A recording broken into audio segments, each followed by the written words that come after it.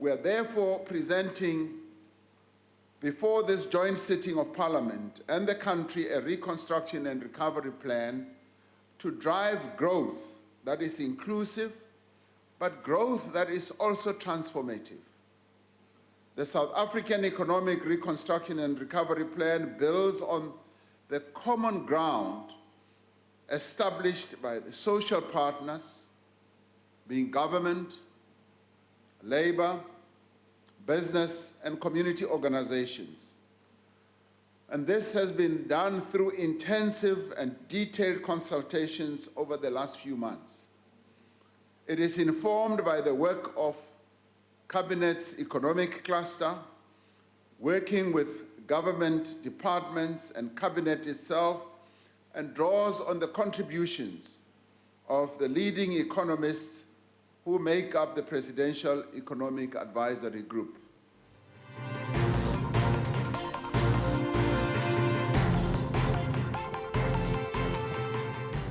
Good evening and welcome to Economics Unbound. Tonight we revisit the topic of economic recovery against the backdrop of the President's address to the two Houses of Parliament, in which he unveiled the economic recovery plan for our country.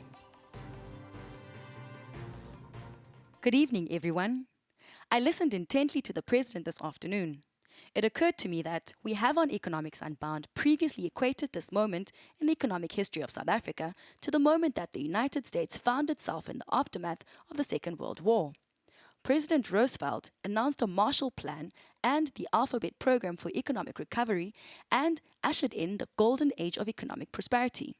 The Golden Age refers to the post-war economic boom and takes us right up to the oil crisis of the mid-1970s. Oh, nostalgic much, Nana.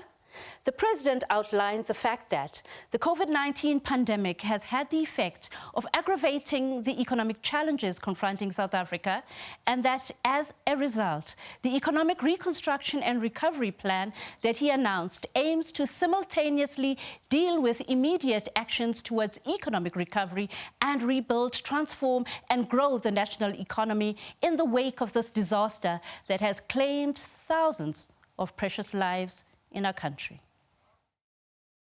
The Economic Recovery Plan will go down in the history books as that moment when we had a choice to choose prosperity and lose our old dogmas, our hold policy echo chambers, and find solidarity with the common folk and the vast masses of South Africans who have endured economic hardships and whose fortunes were devastated by the economic malaise of our country that was with us even before we were visited by the blighting pandemic. Did we turn left towards inclusive growth and find a place in the sun for everyone? Or did we turn right and deeper into the wasteland in which few enjoy the spoils of economic endeavor and growth is minuscule or a deeper contraction continues? Is this the moment that we break the pattern of economic exclusion and underperformance, or not? Our third key intervention is an employment stimulus to create jobs and to support the livelihoods of our people. Large-scale job interventions driven by the state and social partners have proven effective in many countries that have faced devastation from wars and other crises. We have committed 100 billion rand over the next 3 years to create jobs through public and social employment as the labor market recovers. This starts now with over 800,000 employment opportunities created in the months ahead. The employment stimulus is focused on those interventions that can be rolled out most quickly and have the greatest impact on economic recovery. At the heart of the employment stimulus is a new, innovative approach to public employment which harnesses the energies as well as the capabilities of the wider society. It uses the considerable creativity as well as the initiative and institutional resources that exist in our society to respond to local community priorities. These activities will be locally driven, allowing participants to earn an income while contributing to the prospects of their community. Traditional forms of public employment are being scaled up and new forms of public employment created to meet the immediate need right now. We are going to expand our natural resource management programs, such as Working on Fire and Working for Water. We are going to create 300,000 opportunities for young people to be engaged as education and school assistants at schools throughout the country, to help teachers with basic routine work so that more time is spent on teaching and enabling learners to catch up from the time lost because of COVID. This is a great opportunity for young people. President Cyril Ramaphosa has announced a multi-billion rand plan to create jobs, invest in infrastructure and provide a sustainable and reliable energy supply. The Reconstruction and Recovery Plan's main objective is to kickstart the ailing economy and to fight crime and corruption. He announced it during a special sitting of both Houses of Parliament in Cape Town this afternoon. After massive job losses and the worst economic decline in decades, a 100 billion rand job stimulus package has been unveiled.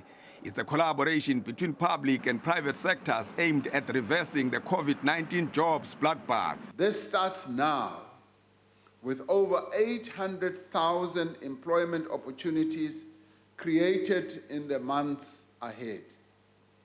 The employment stimulus is focused on those interventions that can be rolled out most quickly and have the greatest impact on economic recovery. At the heart of the employment stimulus is a new, innovative approach to public employment which harnesses the energies as well as the capabilities of the wider society. The plan will also unlock more than R1 trillion in infrastructure investment over the next 4 years. The long-term strategies to provide a secure and reliable energy supply. We are accelerating the implementation of the integrated resource plan to provide a substantial increase in the contribution of renewable energy sources, battery storage, and gas technology. This should bring around 11,800 megawatts of new generation capacity into the system by 2022.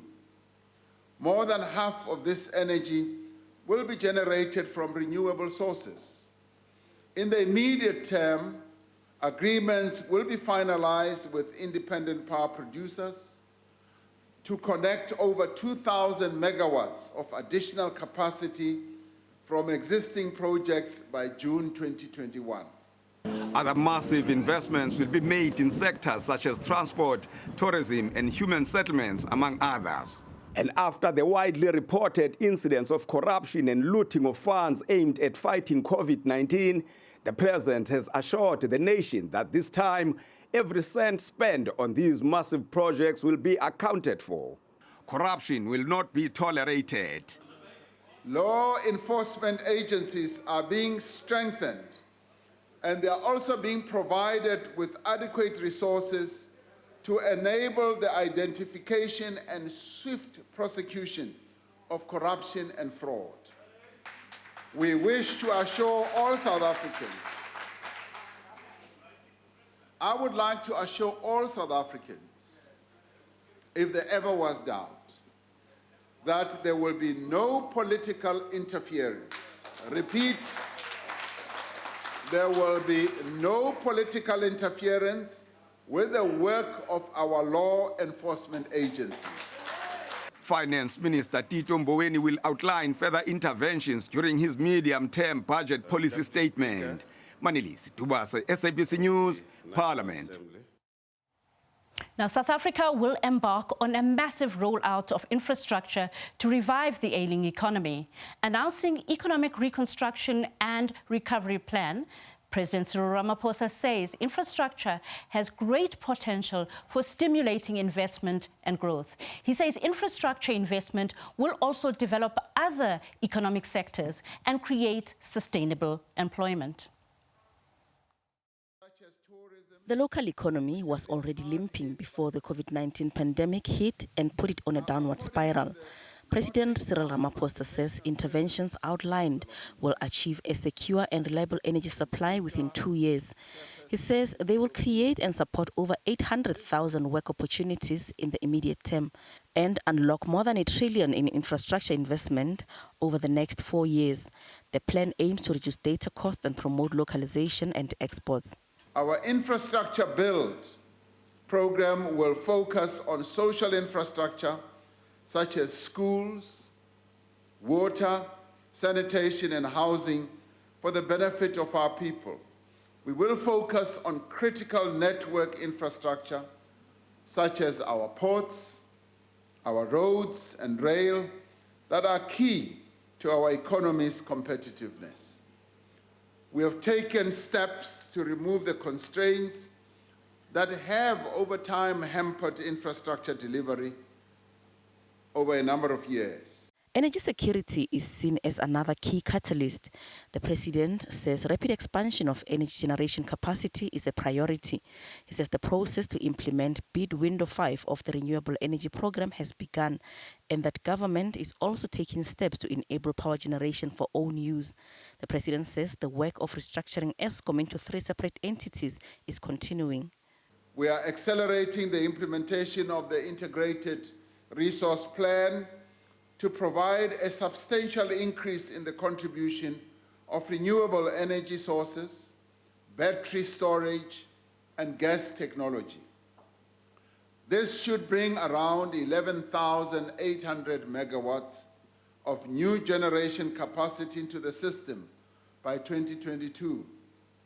More than half of this energy will be generated from renewable sources. In the immediate term, agreements will be finalized with independent power producers. But not everyone is optimistic about the implementation of the infrastructure plan.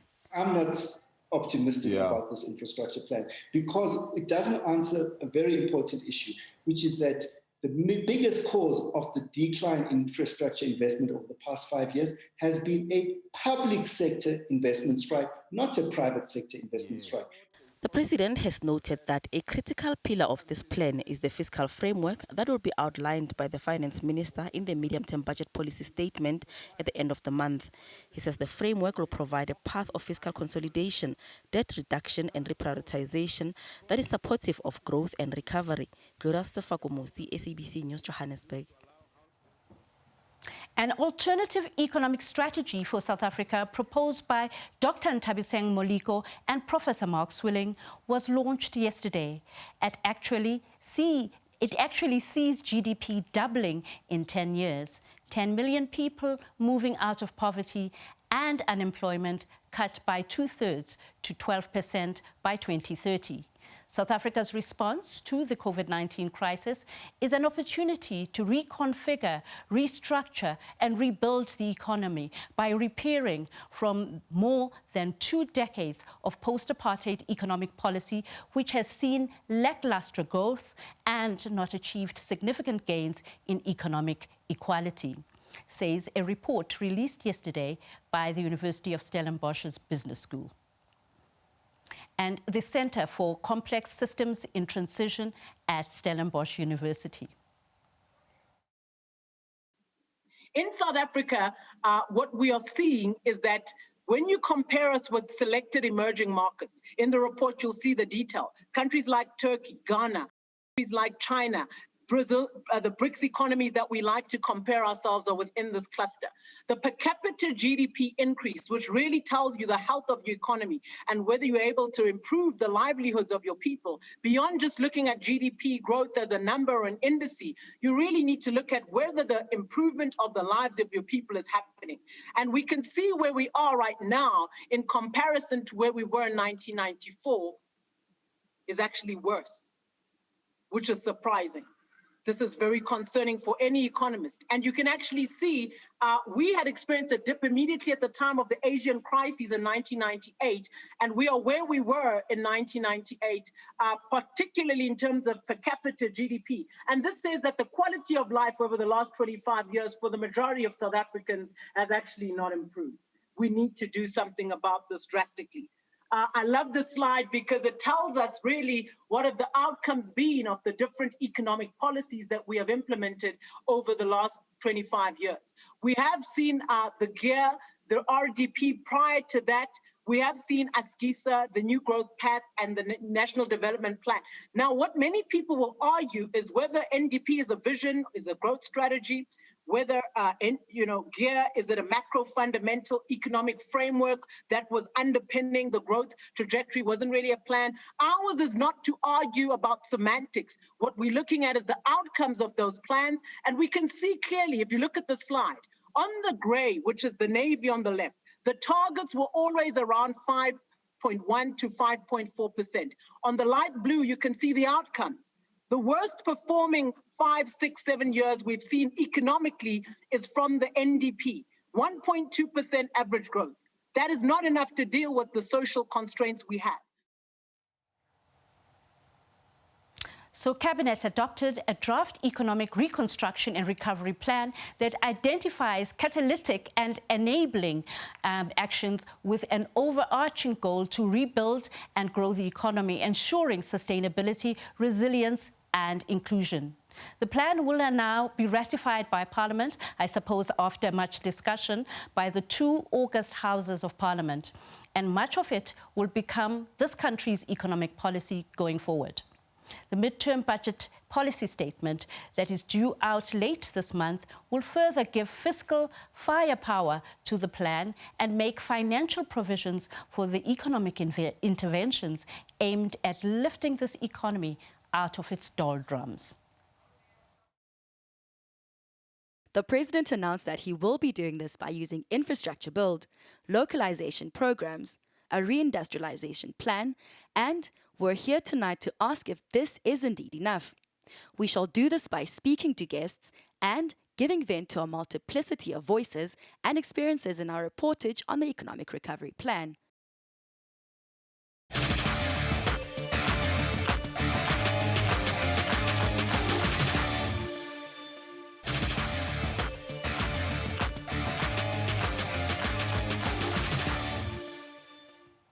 Welcome back. President Cyril Ramaphosa's much-anticipated reconstruction and economic recovery plan has largely been welcomed by organised business and labour. But the government's capacity to implement the plan remains a major concern for all. President Ramaphosa unveiling details of his ambitious plan to pull the economy from the current severe decline and make it grow by up to 3% over the next 10 years. COSATU has welcomed the plan, but it wants the private sector to foot the bill. We largely welcome it. I think most of us can agree as government, as business, as labour, what needs to be done to fix the economy. What are the problems? I think for us as COSATU, what is really critical is, can government rebuild its capacity to implement what we've agreed on, what the president has announced? Can the private sector inject the resources, the stimulus into the economy to grow it? Organised business says it's prepared to chip in. We're going to have to mobilize resources from across all social partners, business in particular, experience and skills as well as capital for viable, credible opportunities, large and small, if we're going to be able to pivot the country onto the inclusive growth trajectory that he was talking about. But the South African Federation of Trade Unions has rejected the plan. What was presented today is not a reconstruction, is not a start afresh and learning from the mistakes that have been committed in the past. It's not a new beginning. And many doubt government's capacity to implement the economic plan. These plans have always been there. This small town regeneration program is all about rolling out infrastructure in rural and small towns and actually making them realize their economic potential. Unless the implementation and the capacity challenges are addressed, we will still sing the same song come 5 years from now. President Ramaphosa says his office will drive the implementation of the plan and he will personally take charge of monitoring the implementation. Bongani Muchwa, SABC News, Johannesburg. On Skype now, I am joined by the labor economist and at the Blatt-Vatnik School of Governance at Oxford University, Professor Orkin. And we are joined also by South African economist for Citibank, and that's Gina Schoeman. Welcome, ladies. Thanks for joining us. Thanks for having us. Let's start with you, Kate. You've been joining us and you've been listening in on the show. What do you think of the president's announcements today? So I think it was really exciting to see a strong focus on the employment stimulus. There's been a lot of issues with unemployment shooting through the roof in the last while.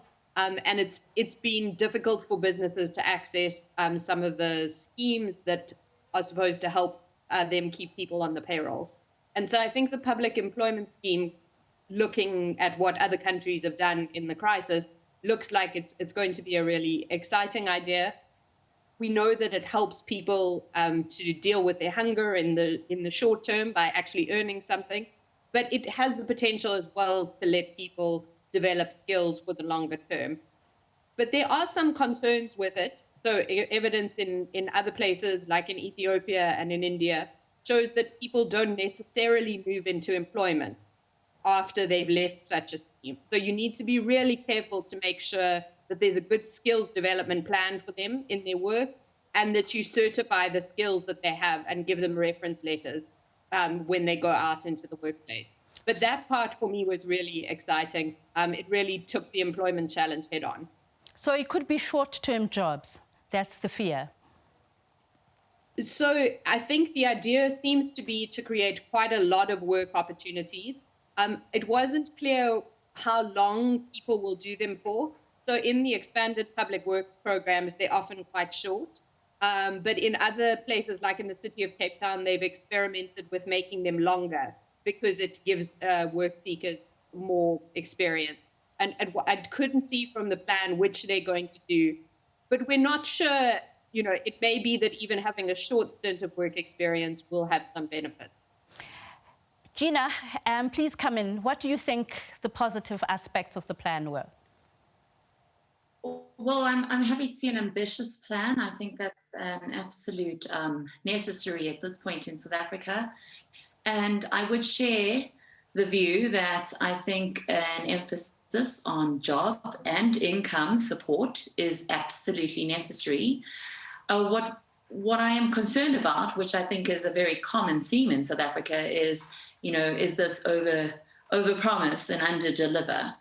And while as much as I think anyone, especially anyone living in South Africa, who has felt not only the three-quarter recession even before COVID-19 hit, but also a whole decade of insufficient real GDP per capita. So in other words, we just have not grown sufficiently for everyone in this country to feel it. I think off the back of that, I can understand why after a year like this, you would need to extend social grants for a certain period. You can't allow people to not have income or to go hungry if they're unemployed, they don't have anything.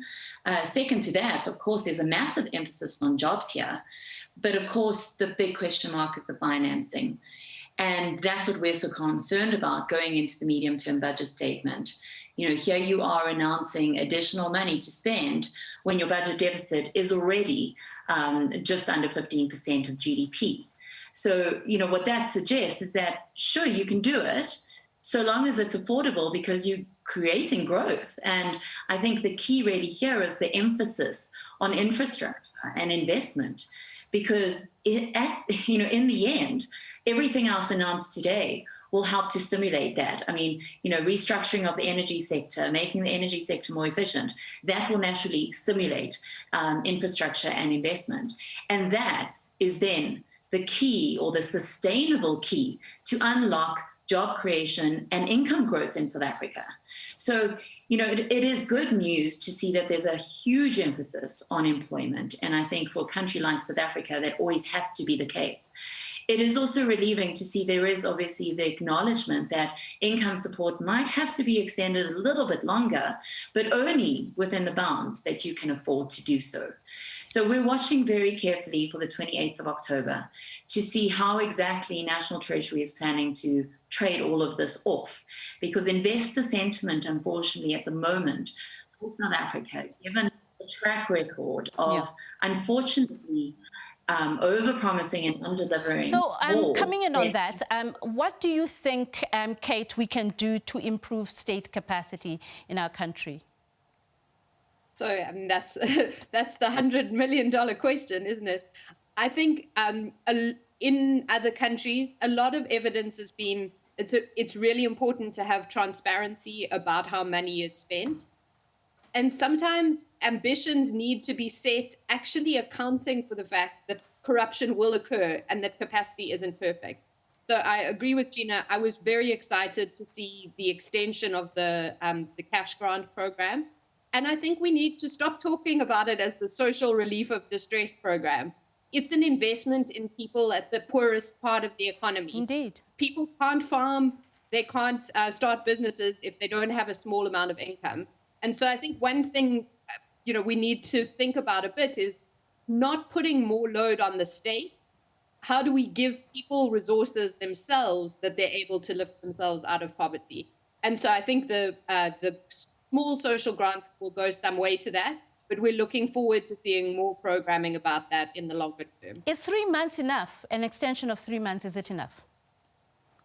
To assist people to lift themselves out of the web of poverty by their own bootstraps?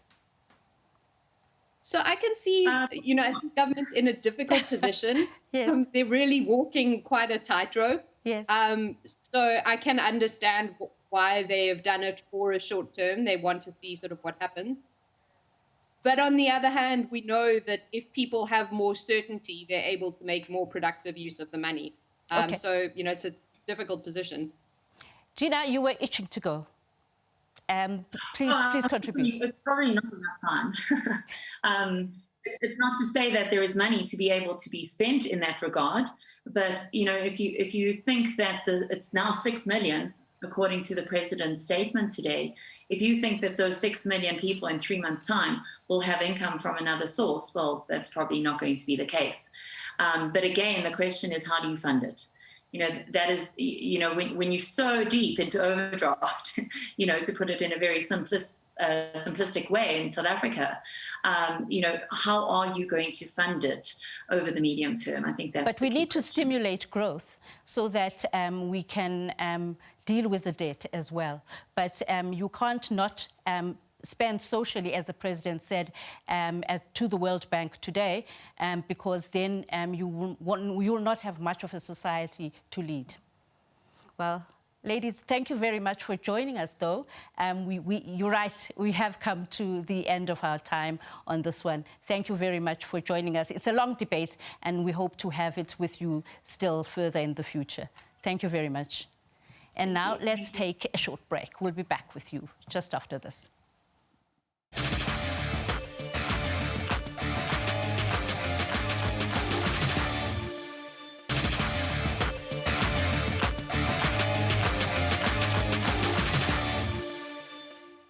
Meanwhile, opposition parties are skeptical about Cyril Ramaphosa's economic recovery plan.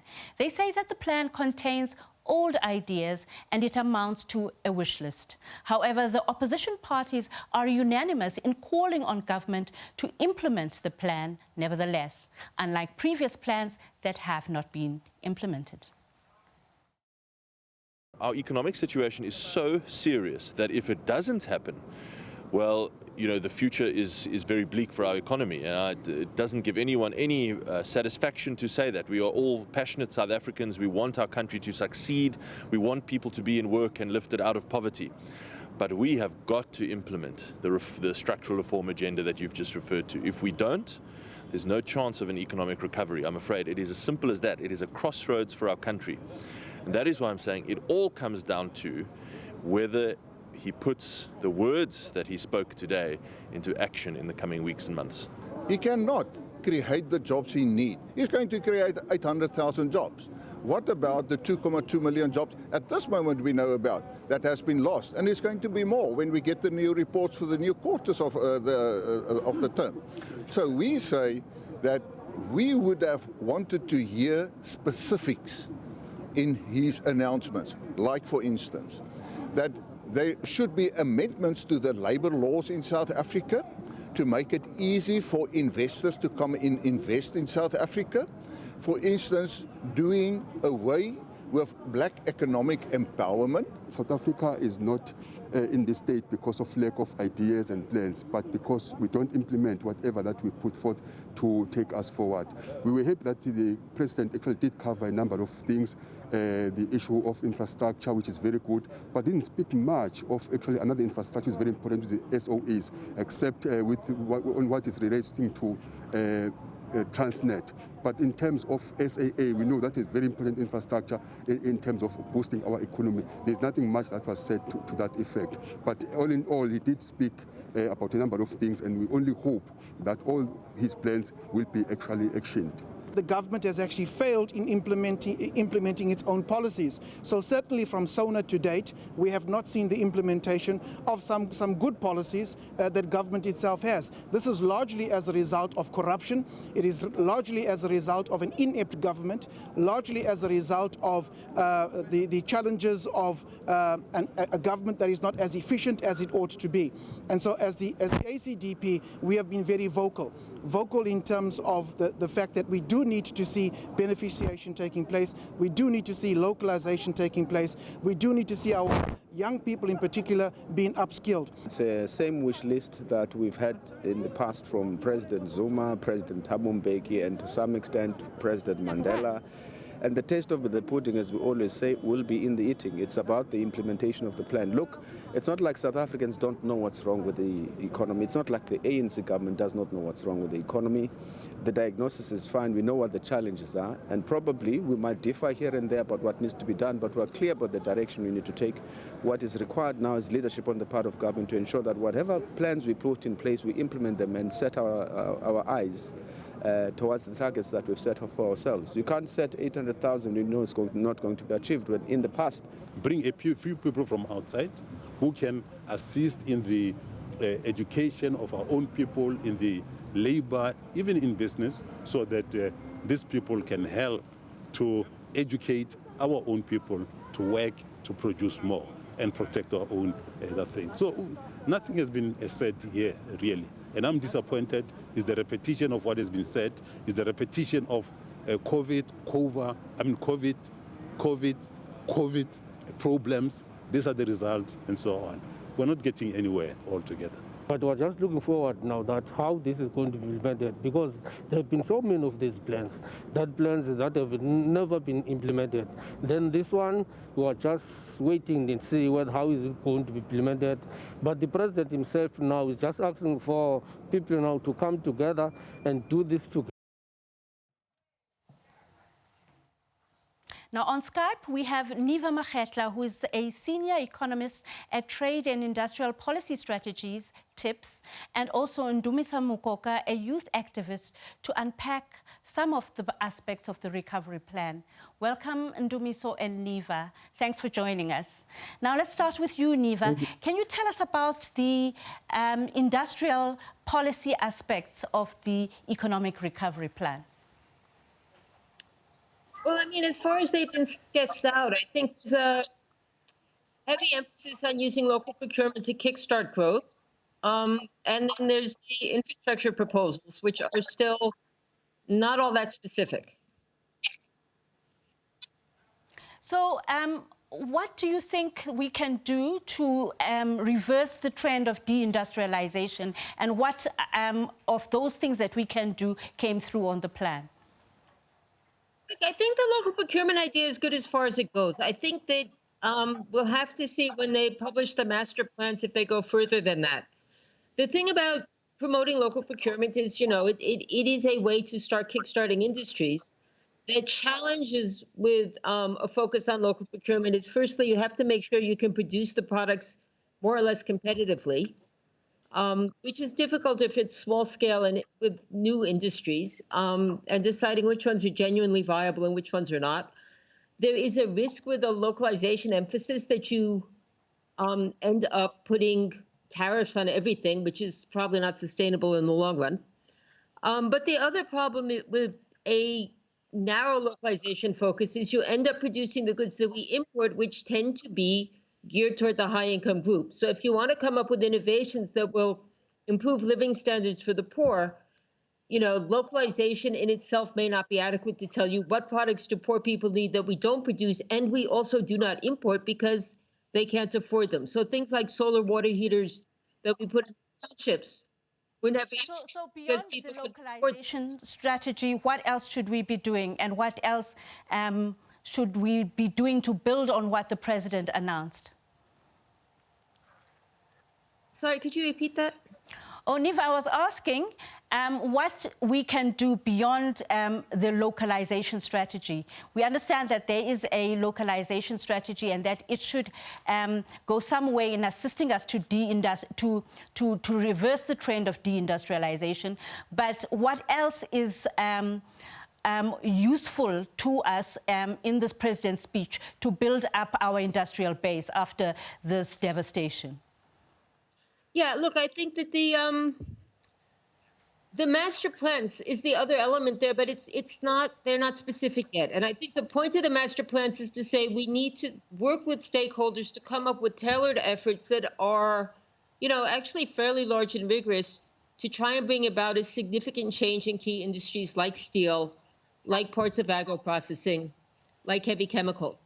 If we can get those right, I think that will make a very big difference. I do think what's important, again, is, as always, the quality, and as the plan itself says, it's the implementation. I mean, the one thing I'd like to flag where I think there's actually a gap in the plan, there's very little discussion of township industrialization or rural development. And I think in addition to industrialization, we need to say, how do you build the economy from the bottom up so that the majority have more opportunities? And I think the employment stimulus is an important step for the short run, but it's also about how do you change the economy itself to provide more opportunities and to build more integrated communities in areas that have historically been really deprived. Now, let me try and bring Ndumiso in there, Niva. Ndumiso, there is a huge youth unemployment bulge. And as a youth activist, what about the job creation and the reindustrialization programs that the president announced speak to you? What do you think will be useful? I think for me and for young people in South Africa in general, this plan represents a moment of hope and a moment of insanity. And hope in the sense that we are happy that the president has now recognized the importance of reindustrializing our economy.